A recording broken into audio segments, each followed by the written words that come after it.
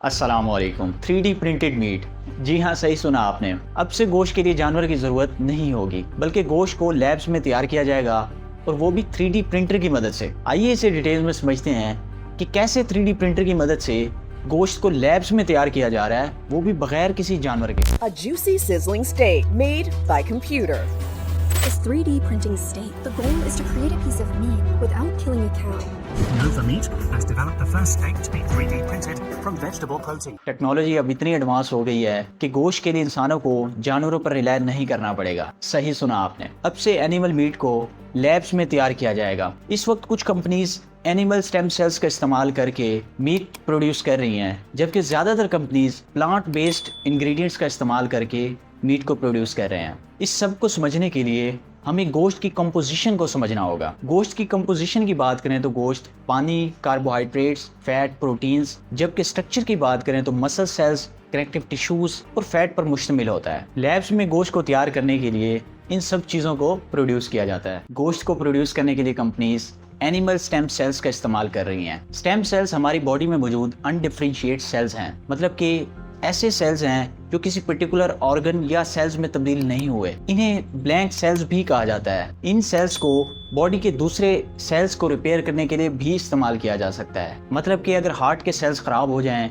तो stem cells को इस्तेमाल करके हार्ट के सेल्स को रिपेयर किया जा सकता है। अब बात करते हैं कि आखिर मीट को कैसे लैब में तैयार किया जाता है। सबसे पहले जिस एनिमल का मीट बनाना होता है उस एनिमल के स्टेम सेल्स को कलेक्ट किया जाता है। फिर इसके बाद उसके स्टेम सेल्स को विट्रो प्रोलिफरेशन प्रोसेस से गुजारा जाता है। इस प्रोसेस का मतलब स्टेम सेल्स को ऐसा एनवायरनमेंट प्रोवाइड करना जिसमें वो बगैर किसी लिविंग ऑर्गेनिज्म के ग्रो कर सके। फिर इसके बाद स्टेम सेल्स को बायोरिएक्टर में प्लेस किया जाता है। बायोरिएक्टर एक ऐसी डिवाइस होती है जो स्टेम सेल्स को न्यूट्रिएंट्स और एनवायरनमेंट प्रोवाइड करती है जिसमें वो ग्रो कर सकें और डिवाइड हो सकें। आसान अल्फाज में बताऊं तो स्टेम सेल्स को एक कंट्रोल्ड एनवायरनमेंट में प्लेस किया जाता है जहां वो तेजी से ग्रो कर सकें। फिर सेल्स ग्रो होने के बाद स्पेशलाइज्ड फैट और मसल्स में तब्दील हो जाते हैं, जिसे बाद में मिक्स करके बायो इंक तैयार की जाती है और उस बायो इंक को 3D प्रिंटर में डालकर मीट को शेप दी जाती है, जिस तरह आप वीडियो में देख रहे हैं। अब बात करते हैं उन कंपनीज की जो प्लांट बेस्ड इंग्रेडिएंट्स की मदद से मीट को तैयार कर रहे हैं। रीडिफाइन मीट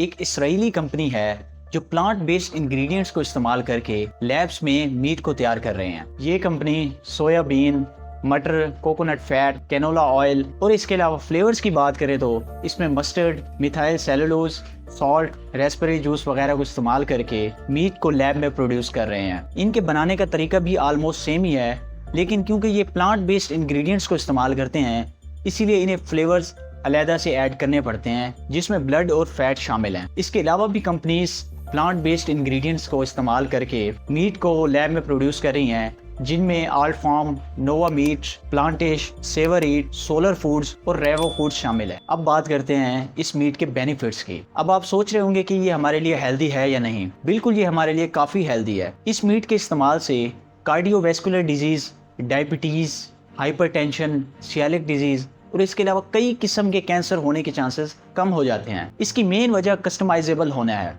मतलब ये कि मीट प्रोडक्शन के दौरान आप अपनी मर्जी से मीट में फैट लेवल, प्रोटीन्स, उसका टेक्सचर, उसकी टेंडरनेस, जूसीनेस को अपनी मर्जी से कस्टमाइज कर सकते हैं। इसके अलावा इसकी मदद से फूड वेस्टेज में भी कमी आएगी। यूएन के मुताबिक 1.3 बिलियन टन्स ऑफ फूड सालाना वेस्ट होती है। हमारे रेस्टोरेंट्स में जब मीट को इस्तेमाल किया जाता है तो काफ़ी ज़्यादा वेस्टेज भी होती है। इस मीट की मदद से वेस्टेज में कमी आएगी। इसके अलावा ये हमारे इकोसिस्टम के लिए भी काफ़ी ज़्यादा फायदेमंद है। नेचर जर्नल की इन्वेस्टिगेशन के मुताबिक अगर सिर्फ 20% ग्लोबल बीफ कंजप्शन को अल्टरनेटिव बीफ मतलब कि 3D प्रिंटेड बीफ से तब्दील कर दिया जाए तो सिर्फ 30 सालों में इससे रिलेटेड डिफॉरेस्टेशन और कार्बन एमिशन में 50% तक कमी आ जाएगी। इनफैक्ट दुनिया के 83% फार्म लैंड डेयरी प्रोडक्शन और बीफ प्रोडक्शन के लिए इस्तेमाल हो रहे हैं, जबकि सिर्फ 100 ग्राम बीफ प्रोड्यूस करने के लिए 100 kilogram green house gases produce होती हैं, जिसकी वजह से हमें क्लाइमेट चेंज का सामना करना पड़ रहा है और दिन ब दिन टेम्परेचर में इजाफा होता जा रहा है। अब आप सोच रहे होंगे कि क्या इसके गोश्त का टेस्ट भी वैसे ही होगा जैसे जानवर के गोश्त का होता है। कंपनीज इस वक्त क्लेम कर रही हैं कि लैब ग्रोन मीट का भी टेस्ट वैसे ही है जैसे जानवर के गोश्त का होता है। ये कंपनीज टेक्नोलॉजी को इस्तेमाल करके जानवर के गोश्त की तरह के muscle fibres, juiciness, fat, flavours और इसके अलावा टेंडरनेस को भी रिक्रिएट कर रहे हैं। My mind is blown right now. Like the texture is perfect. The juiciness is there. Like it is tender and the flavor profile is it's chicken. It's chicken. इस वक्त अमेरिका, यूरोप, नेदरलैंड्स और Singapore के कुछ restaurants पर ये meet available है, जबकि इसी साल US food and drug administration और यूएस डिपार्टमेंट ऑफ एग्रीकल्चर ने अपसाइड फूड्स और गुड मीट को अप्रूव कर दिया है। ये दोनों कंपनीज एनिमल स्टेम सेल्स को इस्तेमाल करके लैब में मीट को प्रोड्यूस कर रहे हैं। यूनाइटेड स्टेट्स में तो बहुत जल्दी ये मीट हर रेस्टोरेंट पर अवेलेबल होगा। इसके अलावा प्रिडिक्ट किया जा रहा है कि 2030 तक ये मल्टी बिलियन डॉलर इंडस्ट्री बन जाएगी। जबकि अपसाइड फूड की बात करें तो जिसके बारे में ये भी कहा जाता है कि उसे बिल गेट्स बैक कर रहे हैं, उस कंपनी की वर्थ $1 बिलियन से $10 बिलियन तक पहुंच चुकी है। जहां मैं क्लियर कर दूं कि फिलहाल लैब्स में मीट को प्रोड्यूस करना काफी कॉस्टली है। कोनकुक यूनिवर्सिटी के लैब के मुताबिक 1 किलोग्राम मीट को प्रोड्यूस करने के लिए तकरीबन $700 का खर्चा आएगा, जबकि एवरेज फूड प्रिंटर की बात करें तो वो $1000 से $5000 तक उस पर कॉस्ट आएगी।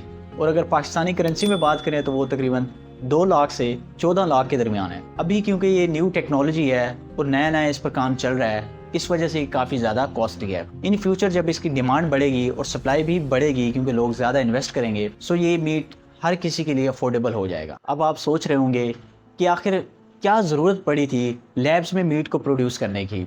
जानवर हैं तो सही, इसकी main reason world wide meat consumption को कंट्रोल करना है। कई डेवलप्ड कंट्रीज़ में मीट कंजम्पशन काफ़ी ज़्यादा बढ़ती जा रही है, जबकि सप्लाई काफ़ी कम है। इस चीज़ को कंट्रोल करने के लिए ये काफ़ी मौसर साबित होगा। पाकिस्तान भी उन कंट्री में शामिल है जहाँ मीट की कंजम्पशन काफ़ी ज़्यादा है लेकिन सप्लाई कम है। इसका दूसरा मेन रीज़न क्लाइमेट चेंज है। दिन ब दिन टेम्परेचर में इजाफा होता जा रहा है और कई खतरनाक बीमारियां पैदा हो रही हैं। इसलिए ये मीट फ्यूचर में काफ़ी ज़्यादा मौसर साबित होगा इन चीज़ों को टैकल करने के लिए। उम्मीद करता हूँ कि आपको ये वीडियो पसंद आई होगी।